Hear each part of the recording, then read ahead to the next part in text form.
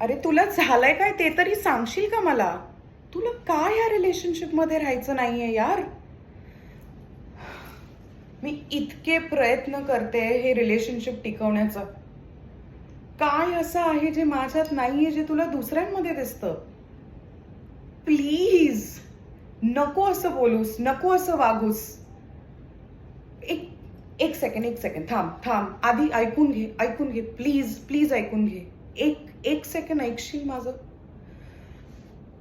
तू मला जे काही बोललायस आजपर्यंत मी सगळं सहन करत आले. तू मला जे करायला लावलंयस ते मी केलंय. त्याचं एकच कारण आहे की मी तुझ्यात प्रेमात इतकी वेडी आहे.